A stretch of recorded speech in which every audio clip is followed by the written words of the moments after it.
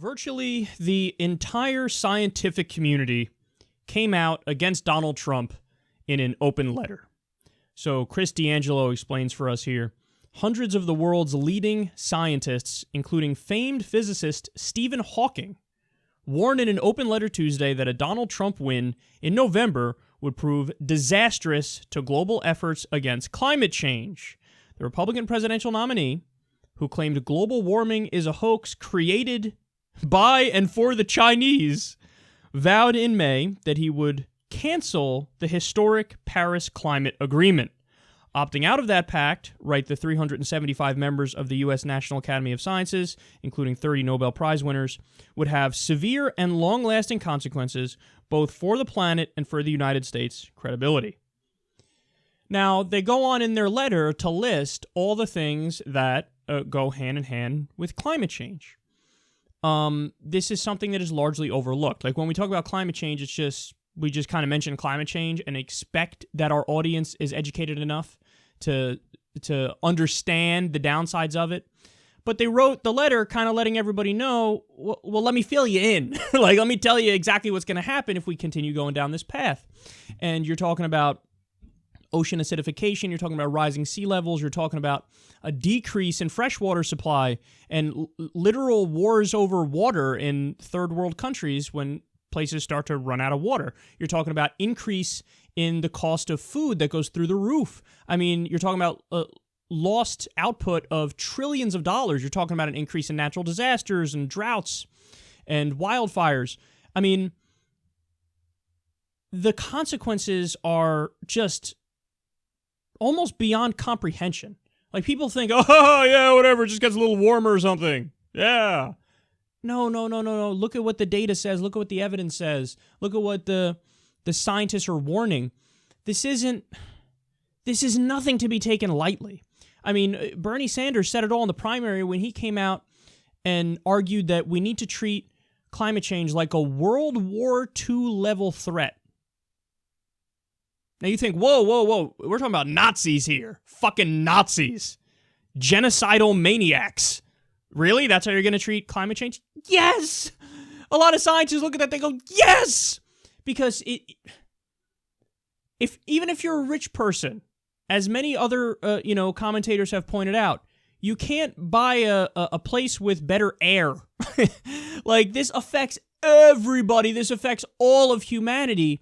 And basically, as of right now, we're going 70 miles an hour towards a brick wall. And the plans that we have that go the furthest decrease our speed to 30 miles an hour.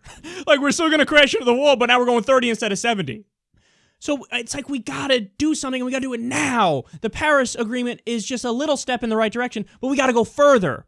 And what they're saying is, Donald Trump is on fucking Neptune when it comes to issues like this. He doesn't know anything. His head is directly in his rectum. That's where it is. In fact, let me give you some more here. They say, quote, Trump's senior economic advisor, Stephen Moore, said that lifting all restrictions on mining, fracking, and drilling is among the ways the GOP candidate plans to pay for his costly proposals. What? Eliminate all restrictions on mining, fracking, and drilling. Are you kidding me? That moves us in the wrong direction on a level, again, that's nearly impossible to comprehend. As bad as Hillary Clinton is, everybody who listens to this show knows I despise Hillary Clinton. As bad as she is, the chances of her removing all restrictions on these things, 0%. She's not going to do it, but it gets worse for Trump. Trump wants to eliminate not only the FDA, which we spoke about in detail recently. Let's get rid of the FDA food police. What?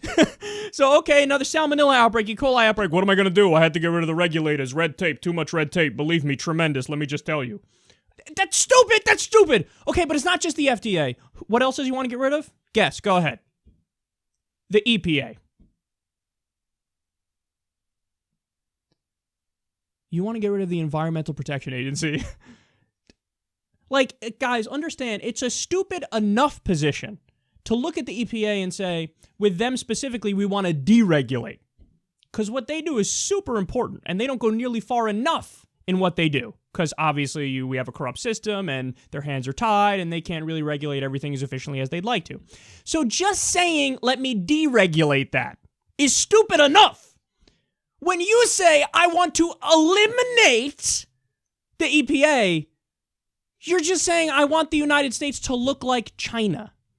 I want there to be smog fucking everywhere. I want there to be pollution everywhere. I want it to be carcinogenic levels. We now know that pollution causes cancer. I want you to have to wear those fucking masks everywhere you go. I want to live in a cesspool with dirty air, and I want it to be disgusting 24/7. This legendary moron says eliminate the EPA. And again, this is the guy who argues, I'm going to pull out of the Paris Agreement on day one.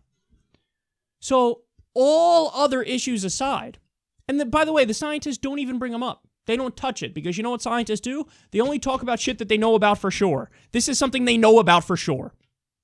None of them said, hey, also, by the way, she's better on the minimum wage. And, you know, under her, the debate is, are you going to raise it to 12 or are you going to raise it to 15? Under him, he said, I'm going to lower wages.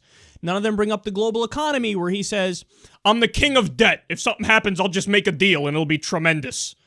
In other words, default on U.S. debt, which is an insane idea, because then you have a global depression. As bad as Hillary is, she would never do that. They don't bring that up. They don't bring up, hey, the Supreme Court, this jackass wants the next Antonin Scalia on the court, who thinks the devil is real, is openly racist and said blacks belong in slower track schools, and is pro-torture. This is who he wants, the next one of those guys on the court. They don't say, hey, look, Hillary's better on that. They don't go into any of the other issues where she is clearly better despite how corrupt she is. All they say is, on this alone, game, set, match, bitch.